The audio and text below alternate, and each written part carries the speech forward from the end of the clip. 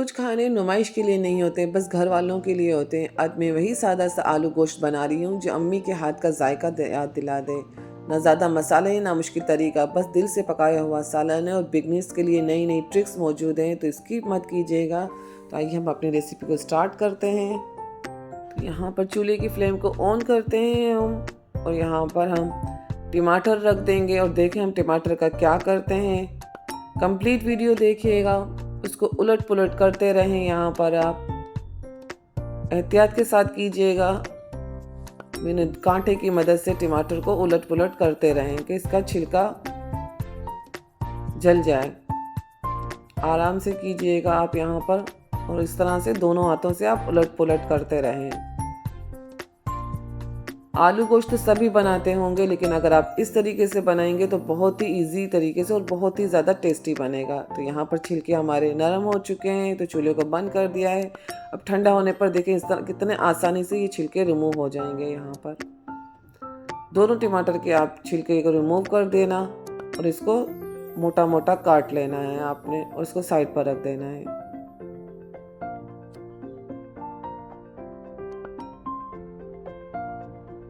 यहाँ पर half KG गोश्त पानी में भिगोया हुआ है, और 3 बड़ी साइज़ की प्याज है जिसको मैंने काट लिया है मोटा मोटा। और ये 3 हरी मिर्च, 3 से 4 अदद हरी मिर्च, इसको भी आप मोटा मोटा काट लीजिएगा।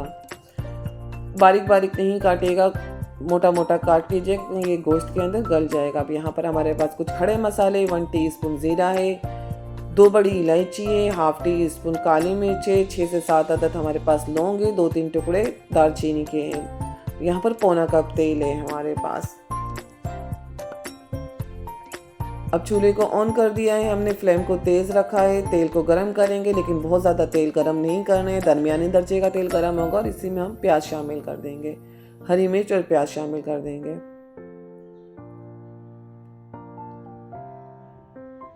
अभी आपको इसको घुमाना नहीं है, और इसी के ऊपर हम गोश्त को भी रख देंगे। ये बिगनर्स के लिए बहुत आसान रेसिपी और जायका भी लाजवाब है। अब खड़े मसाले इसमें शामिल कर देंगे हम। यहाँ पर हम 2 टीस्पून अदरक लहसुन का पेस्ट शामिल करेंगे, हाफ टी स्पून हल्दी शामिल किए, और जो टमाटर मोटे मोटे काट कर रखे थे उसको भी हम इसके ऊपर डाल देंगे। नमक आप अपने टेस्ट के हिसाब से लीजिएगा, और इन सबको आराम से मिक्स कर लेना है आपने, ताकि गोश्त के ऊपर और सब पर हमारा मसाला अच्छी तरह से चढ़ जाए।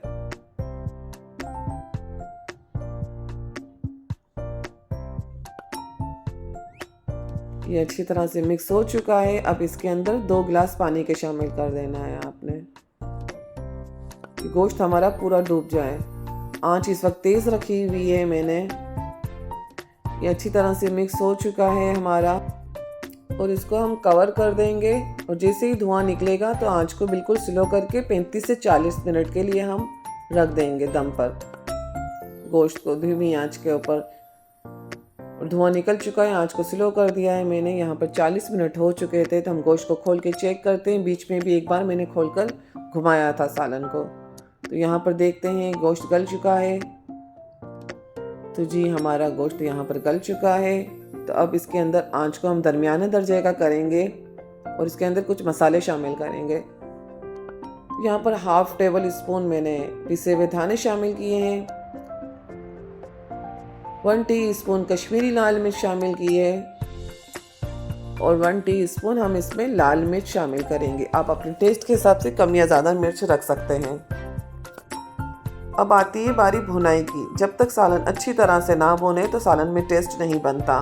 यहाँ पर टमाटर और प्याज आपको नज़र आ रही है, वो भुनाई के दरमियान में ही गलेगी सारी। तो यहाँ पर आपको अच्छी तरह से भुनाई करनी है, और चमचा चलाते जाना है। आंच को आपने तेज़ रखनी है। यहाँ पर भुनते हुए हमारा अगर पानी जल जाए और प्याज और टमाटर न गले हों, तो आप पानी का छींटा देते जाएंगे और इसको भूनते जाएंगे, और इसी तरह से चमचा चलाते जाएंगे तो अच्छी तरह से सालन हमारा भून जाएगा। और देखिए इसने तेल छोड़ दिया है यहाँ पर गोश्त ने। अब इसके अंदर पानी शामिल करेंगे, क्योंकि हमें इसके आलू डालने हैं। आलू गलने के लिए हमें इसे पानी शामिल करना होगा। जितनी ग्रेवी रखनी हो आपको, इससे थोड़ा सा ज़्यादा पानी डालेंगी, ताकि आलू हमारे जब गल जाए। मैंने 1 गिलास पानी का शामिल किया है इसके अंदर। तो इतना मार्जिन रहना चाहिए कि आलू गलने के बाद हमारी ग्रेवी रह जाए। आलू को आप गरम जो में डालेंगी, ठंडे में डालेंगी तो आलू हमारे देर से गलेंगे। यहाँ पर उबाल आ चुका है तो बिल्कुल दरमियाने आंच पर 10 मिनट के लिए मैंने छोड़ दिया है। तो अब यहाँ पर 10 मिनट हो चुके हैं तो इसको खोलकर चेक कर लेते हैं। तो जी जनाब, हमारे आलू भी गल चुके हैं। अब इसके अंदर हम धनिया को छिड़क देंगे और 1 मिनट के लिए रख देंगे ताकि धनिया की खुशबू अच्छी तरह से बैठ जाए। और देखिए हमारा लाजवाब आलू गोश्त तैयार है। इसको निकाल कर डिश आउट करके मैं दिखा रही हूँ। कितना आसान और बेहतरीन तरीके से हमारा आलू गोश्त रेडी हो चुका है। तो बनाइए, खाइए और दुआओं में याद रखिएगा। और प्लीज़ वीडियो को शेयर कीजिएगा, कमेंट कीजिएगा। अल्लाह हाफिज़।